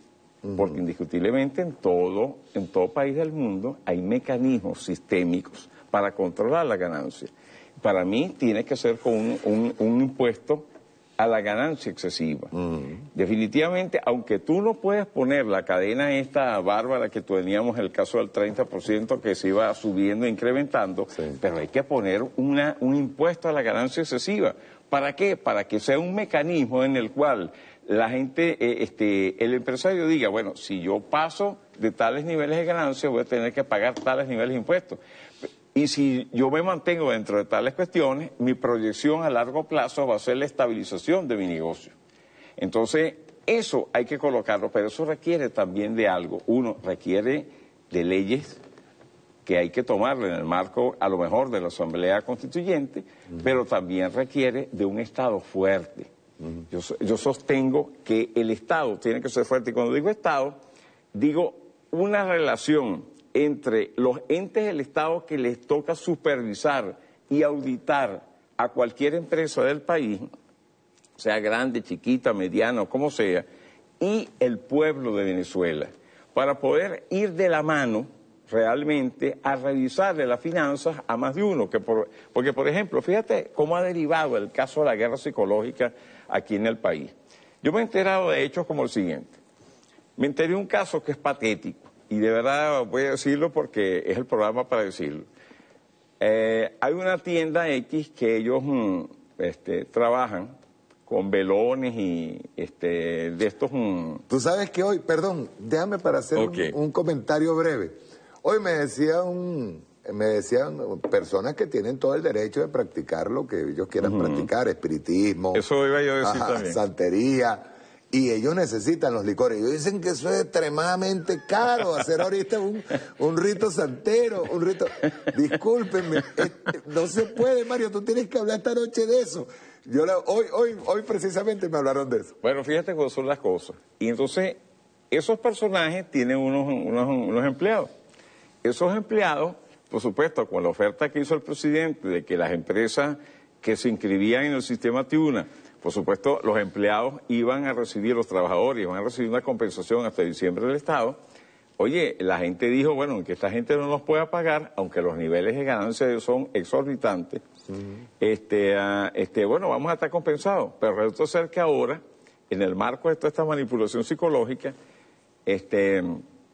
unos trabajadores le plantean a los dueños de ese comercio, pues, que, bueno, porque no está inscrito el comercio en la empresa Tiuna. Entonces ellos le dicen que es que no lo pueden hacer así, porque es que el gobierno venezolano quiere que se inscriban, ellos no están inscritos en el Tiuna, pero quieren que se inscritan en el Tiuna porque quieren expropiarle el negocio a esas personas. Y me pregunto yo, puedo decirlo porque es la hora, ¿qué carajo? Hay que decirlo así, ¿qué carajo va a hacer el Estado venezolano con una tienda de velones y saumerios? O de venta de estatuas de todo lo que se vende allí. ¿Para qué carajo en términos sociales sirve eso? ¿Ah? ¿O para qué carajo va a expropiar el Estado venezolano una venta de licores? Una venta de licores. Entonces, una licorería. Pero... Sí, una licorería. O sea, como quiera que le llamemos, una venta de licores. ¿Para qué carajo sirve eso? O sea, ¿para qué carajo sirve que no sea para el vicio, para los ritos que la gente respetuosamente uno entiende que creen en esas cosas? Pero es que eso no tiene utilidad para el Estado. Entonces, hasta ahí llega el mecanismo de la guerra psicológica que tenemos en estos momentos. Esto, pues, era similar a lo que hubo cuando la reforma. Me querían quitar mi carnicería, o sea... ¿Qué carrizo va a hacer el Estado con una pulpería? Por decirlo así, porque es que no es que va a tener un emporio de carne. Es que lo que tú sabes que ellos están actuando con ese mismo mecanismo, Vladimir. O sea, están actuando con el mismo tipo de mecanismo en donde que ya es hasta es un mecanismo desgastado, que es el anticomunismo, que es la minucia, que es, por ejemplo, digamos usted, que le íbamos a quitar hasta los carritos de perro caliente a los perrocalenteros. Es una cosa terrible. Pero es que... Y hay gente que se lo cree, Vladimir. Mario, es que se lo creen, y el ejemplo más claro lo tenemos en la juventud. De ahí que hoy en PDVSA, estamos tratando esto, en la charla que me tocó dar, a mí me llamó, les puse un ejemplo, el por qué salen los jóvenes del país a buscar, entre comillas, la realización en otros horizontes que no es Venezuela. Cuando Venezuela es un país que la educación es gratuita hasta el 4º nivel, es un país que tiene 17 de los 19 minerales estratégicos más importantes del planeta. Venezuela es un país que, pese a toda la guerra económica, Venezuela ha estado prácticamente manteniendo todos los países fronterizos con la producción nacional. Sí, qué terrible. Que es terrible. Sí, y aún así ha soportado la economía. Y más con una observación que hoy me hacía alguien que checó unas cifras de Reuters, que ve que para el año, una vez tomadas las medidas, que para el año 2020 empieza ya un crecimiento del 1,5% del PIB, dicho por Reuters, hoy, lo que hace 2 semanas no decían que era así. Entonces, evidentemente, ¿cuál es el objetivo en el caso de la juventud? Simplemente llevarse a la gente. Llevarse a la gente porque tenemos un país, el principal capital de cualquier empresa y la esencia de toda economía es el ser humano. Ese ser humano, hombre y mujer, que son los que trabajan, que son los que estudian, que son los que crean la riqueza. Y como decía Carlos Marx, el trabajo es el que crea la riqueza, es el padre de la riqueza, y decía William Petty, citado por Carlos Marx, que la tierra, es decir, los recursos minerales, es entonces la madre. Eso lo decía Carlos Marx en el Capital, primer tomo, en uno de los capítulos primeros. Entonces, ¿qué sucede? Si tú descapitalizas, perdóname la palabra porque no es la apropiada, descapitalizas un país de su recurso humano, llevados a una comarca donde no hay educación gratuita en ninguno de los países que nos rodean, ni para el Cono Sur, donde no hay asistencia médica gratuita en ninguna parte, donde se paga hasta el más mínimo servicio, etcétera, pero con una quimera de que ellos allá van a lograr el sueño de su vida. ¿Qué estás haciendo? Estás haciendo parte de una guerra híbrida en la cual el componente psicológico es parte de esa guerra psicológica destinado a quién. Hay mucha gente hay muchas veces se está haciendo una misión nueva, se está buscando venezolanos que llegan aquí y dicen gracias a Dios regresamos. Hay que buscarle colocación en el aparato productivo que se empieza a construir. Pero el hecho es que eso afecta la autoestima, golpea el sentido de pertenencia de la persona, produce fragmentación social hacia dentro de la familia y hacia la sociedad en su conjunto, y anula algo que es fundamental en el ser humano, que es la esperanza, el sentido de la esperanza. Esos 4 elementos, con esos 4 elementos, simplemente, y esa campaña psicológica, quiebran o intentan quebrar la capacidad, el principal recurso que el país tiene, que no es el petróleo, que no son los diamantes, que no es el hierro, que no es la bauxita y demás. Es el recurso humano, el pueblo de la República Bolivariana de Venezuela para coartar su crecimiento. Entonces, cuando analizamos todas esas aristas, en esta guerra no convencional o en esta guerra híbrida, cualquier sea el concepto que utilicemos, eso tiene una repercusión que es análoga a lo que tú estás hablando. En este caso de la persona que se echa sus palos o consume cigarro. Simplemente afectar su autoestima. Y al afectar la autoestima genera un estado de incomodidad en el cual empieza a echarle la culpa a todo lo que es su entorno y más adelante, como lo hacían con el presidente Chávez. ¿Tú sabes por qué hago ese comentario, Vladimir? Porque el que no es fumador o que nunca ha fumado o que no le gusta fumar, no lo va a entender. No, pero, o sea, tal vez no en la dimensión de alguien que fuma, porque la persona también tiene su no lo va a entender, no entiende que es una forma de afectar. Sí. Por ejemplo, hay gente que puede pensar que las fiestas navideñas son una tontería y es un gasto innecesario. Pero hay gente que le encanta. Pero hay gente que le gusta. A mí me gusta una fiesta navideña. Exacto, que te llegue tu 24 y tú tengas tu roncito, tú tengas tu cerveza, tú tengas tu hallaca y todo esto. ¿Qué nos afectaron a nosotros en diciembre? La Navidad. Exacto. La Navidad. Los productos de la Navidad. Eso justamente para afectar la autoestima, para golpear el sentido de pertenencia, porque, oye, aquí en esta Venezuela ya no se puede hacer ni una Navidad, no te puedes echar un palo, no puedes fumar un cigarro, y los jóvenes no tienen futuro. Exacto. Acuérdate que esa última frase es elemental, los jóvenes no tienen futuro. Los jóvenes no tienen futuro. Sí. Entonces, cuando es totalmente lo contrario, la gente que ha ido acá, los jóvenes, ¿a qué han ido a trabajar? Hay gente, el modelo psicológico es tan bravo, que ha habido gente aquí en Venezuela que viven en buenas casas, han estudiado a costillas del Estado, han tenido carro y han vendido todo eso para irse al extranjero porque le vendieron que aquí en Venezuela hay una dictadura, el país que ha realizado más elecciones por tiempo en el mundo en los últimos 20 años. Y lo peor es que cuando regresen no tienen nada. Que todo se les fue porque las condiciones de aceptar en esos países al extranjero, las hemos visto con Colombia, lo hemos visto con Perú, lo hemos visto con Ecuador, inclusive en estos días, no son la apertura que Venezuela históricamente ha tenido hacia todo lo que es la inmigración, venga de Europa, venga del Cono Sur en la década de los 70, cuando hubo el Plan Cóndor allá, que tanta gente emigró para acá. En fin, ¿ve? La conducta del venezolano, sociológicamente hablando, no es esa. No es la xenofobia. A lo mejor habrá uno que otro por ahí que tenga ese sentido, pero el venezolano en general no es xenofóbico. Sin embargo, eso no es lo que se vende allí, de paso manipulado por las clases dominantes de esos países.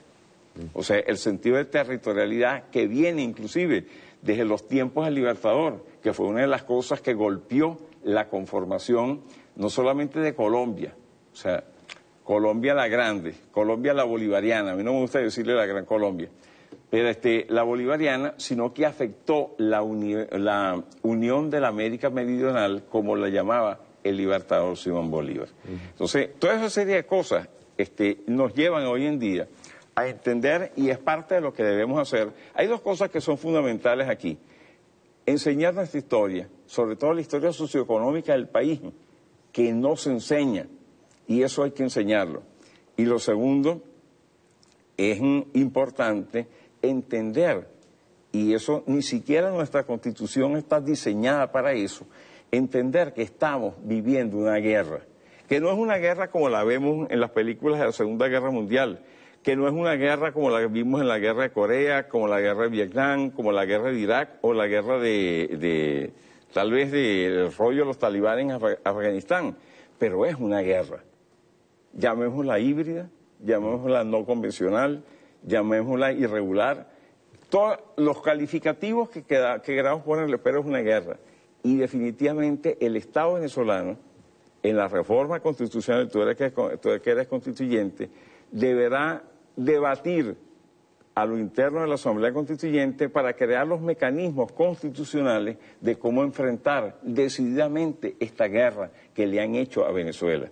Porque es una guerra que se inscribe dentro de la guerra mundial que estamos viviendo. Germán Escarrá dijo en una oportunidad que nuestra Constitución del 99, bonita, hermosa, pero a veces ingenua. Ingenua porque no tenía la capacidad, o sea, nuestra Constitución, que es una de las mejores del mundo, pero no tenía la capacidad de defenderse ante este tipo de ataques, precisamente por lo humanista que es la Constitución.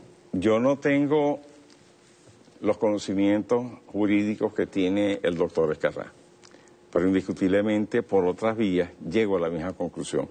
Y el elemento que me lleva a eso es ver la incapacidad del Estado venezolano el año pasado, cuando quemaban gente viva, para tomar acciones que impidieran la quema de un venezolano, porque fue la quema de N venezolanos que se quemaron ahí.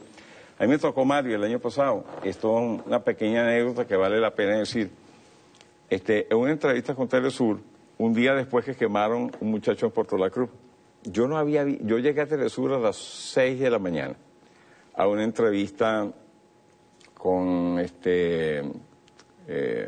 escapa el nombre, una de las periodistas de Telesur, ahorita me acuerdo el nombre. El hecho es de que yo no había visto en televisión el día anterior, porque había estado muy ocupado, en la quema de la persona. De la casualidad que Marcela Heredia. Y entonces Marcela me dice al inicio, antes de entrar al programa, profesor, vio lo que pasó ayer. Y entonces yo le dije, ¿qué pasó? Entonces quemaron una persona, pero yo no la había visto, en pantalla.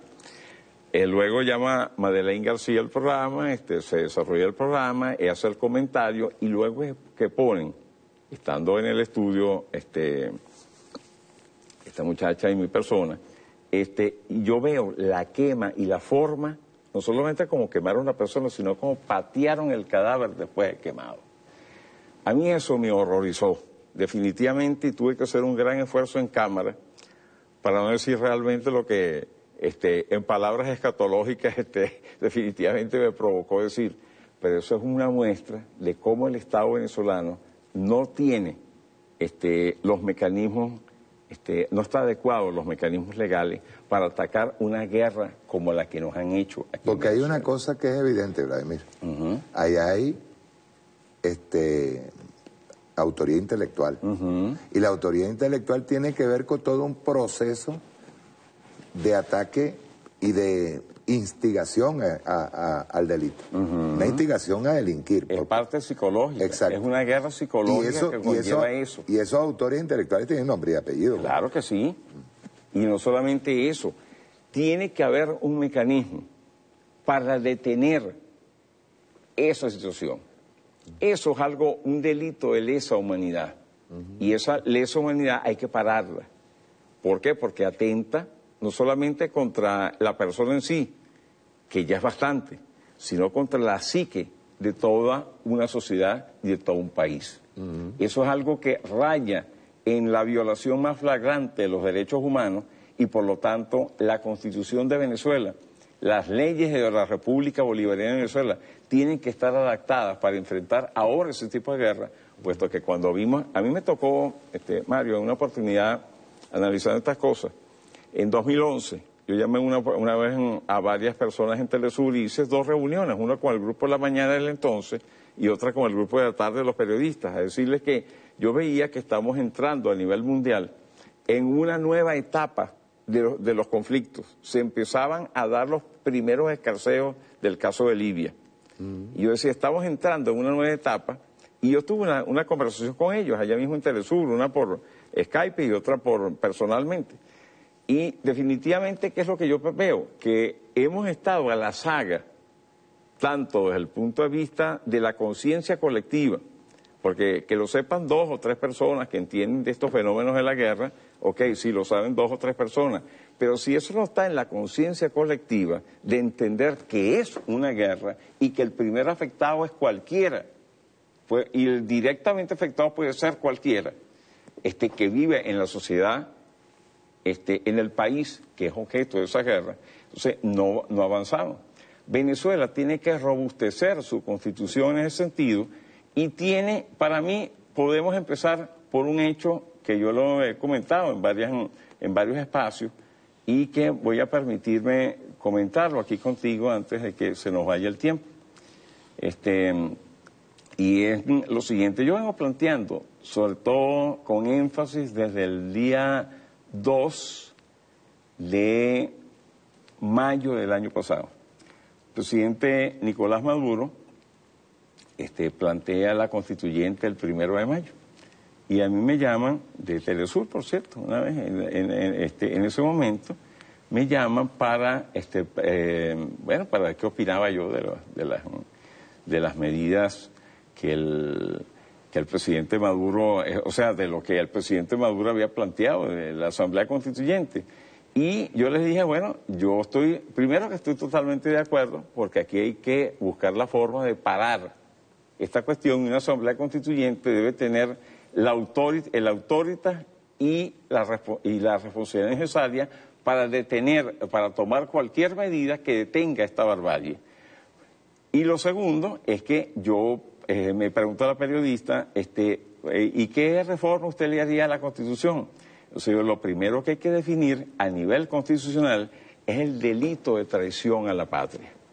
Eso es lo primero que yo pondría a nivel constitucional, porque ¿cómo se entiende que un venezolano vaya a salir del país a pedir que nos invadan con las consecuencias que eso va a tener para el grueso de los venezolanos? Porque no hay balas solo matachavistas y bombas solo matachavistas. Indiscutiblemente eso ya es un hecho que es grave.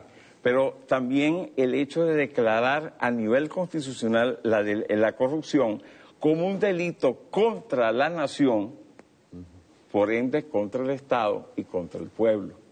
Porque de allí deriva muchas de las cosas que son importantes. Y el tercer punto, que para mí es focal, hay una lista mucho más grande, Mario, que yo en estos días voy a terminar de darle forma y llevarla a la Asamblea Constituyente, que es la modificación del 113 constitucional. 113 habla, se prohíben los monopolios.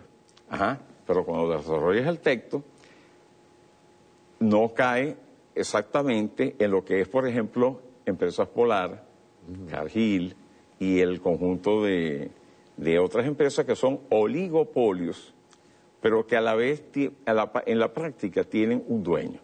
En pocas palabras, monopolizan la acción, cartelizan la acción de venta o de producción de un producto e imponen los precios, haciendo un hecho la competencia imperfecta en un sector y dejando desamparado al consumidor o al ciudadano.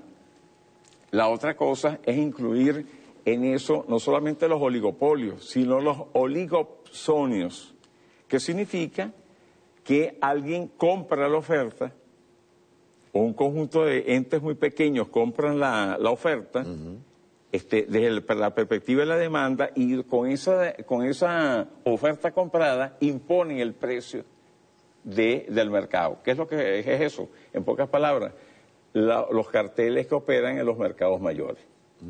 Aquí se requiere, no de ahora, de hace muchas décadas atrás, ponerle coto a esa situación. Y eso requiere una legislación especial para poder atacar esos factores. Requiere también fortaleza del Estado. Y por supuesto, requiere un Estado fuerte que junto con el pueblo sea capaz de aplicar esas leyes. Exacto. Aplicarlas, porque esto, mira, que le vamos a decir ahora para que ustedes se porten bien, miren muchachitos, vamos a tal cosa. No, señores, o son ellos o es el país. Y por supuesto es el país. Claro. Sencillo como eso. Quiero agradecerle a Tomás de Aquino, me lo trajo Vladimir, que me envía este CD. Él estaba ¿en dónde? En Francia. En Francia, y está ahora, actualmente, incluso está en mi tierra, en Guayana. En Guayana. Mira, esa persona es un ser humano excepcional. Junto con Lucilio Luna. Tú leíste la parte interna, no la leíste porque estaba cerrado. Dice, mira, fíjate bien, ve para que tú veas cómo hay conocimiento. Dice, con mucho cariño para el bachiller marginal y hombre de la noche, camarada Mario Silva, sinceramente Tomás de Aquino. Yo te estaba diciendo al principio lo del bachiller marginal. Por cierto, que ese remo que me lo pusieron aquí, aunque usted no lo crea. Bien, estamos terminando. Un comentario, tienes 2 minutos. Mario, hay que entender que estamos en una guerra. Hay que legislar para poder enfrentar esta guerra. Hay que llamarla como tal. Por ejemplo, el sábado pasado tú hiciste un programa junto con María Alejandra extraordinario desde el punto de vista de lo pedagógico. De paso lo felicito a ambos. Pero ¿qué es lo que yo le decía a María Alejandra cuando la llamé? Que el gran problema que tenemos es que no estamos llamando las cosas por su nombre. Estamos en una guerra. Y que el objetivo es la paz, sí, pero estamos en una guerra. Entonces, ¿cuál es el primer hándicap que tenemos? El primer problema, que la Constitución no está adecuada para enfrentar ni este tipo de guerra, ni ningún otro tipo de guerra. Más allá de los elementos de defensa que están constituidos allí, y el 326 y todo lo demás. Pero hace falta conceptualizar estos elementos, de colocarlos allí y colocar otras cosas que no necesariamente es la guerra, pero que son delitos contra la patria, la traición a la patria, la corrupción. Fíjate que el Estado chino, una de las cosas que ha hecho, sobre todo Xi Jinping, es declarar la corrupción como delito contra el Estado para poder hacer frente a esa cuestión. Y eso ha sido parte de la política de Xi Jinping, o sea que no es un invento solamente de uno, y no de ahora, desde que empezó el mandato, que ha sido una de las cosas... Es que realmente es un flagelo que pudre. Es un flagelo que golpea y un flagelo inherente al capitalismo, porque eso parte de un valor. El capitalismo es cuánto tienes, cuánto vales. Hay que tener para ser. No hay que ser... Para tener, sino y ni siquiera para tener, sino ser para existir, que es lo que realmente debería ser. O sea, yo soy, pienso, analizo, me comporto adecuadamente en una sociedad, comparto, soy capaz de interactuar con esa sociedad desde una perspectiva altruista, y todo esto nos lleva a un comportamiento idóneo entre comillas, socialmente hablando. Pero no, en el capitalismo quien tiene es y quien no tiene a nadie. Exacto. Así de simple. Entonces por ahí empieza el hecho. Y hay que asumir ese hecho en la Constitución que se está ajustando para poder enfrentar el mundo duro que estamos por vivir, porque no solamente es el problema de Venezuela. Venezuela está siendo objeto de una guerra híbrida, pero ¿qué le han hecho a Rusia? ¿Qué le están haciendo, intentan hacerle a China? ¿Qué le están haciendo a Turquía en estos momentos, que es un aliado de la OTAN todavía? Y ahí está el caso de Irán, que inclusive eso va a repercutir sobre el dólar estadounidense porque le quita plaza a nivel internacional para lo que es el intercambio y le quita piso cuando ya hay varios países que ya no quieren saber nada de la esfera del dólar. Así de simple. Entonces, para eso es que hay que legislar, hay que hacer la prospectiva necesaria para ver cuál es el mundo que estamos viviendo, cuál es el mundo que estamos por vivir y cómo nos vamos a defender constitucionalmente hablando en ese mundo que atenta contra el Estado caracterizado en la Constitución de la República Bolivariana de Venezuela. Muchas gracias, Vladimir. Gracias ya a ti, estaré Mario. invitándote de nuevo, pero vamos a hablar luego Por favor, Mario. Para mí es un honor estar aquí del contigo. ataque internacional. Okay. Ahí vamos a montarnos. Bueno, muchas gracias. Nos vemos el próximo sábado.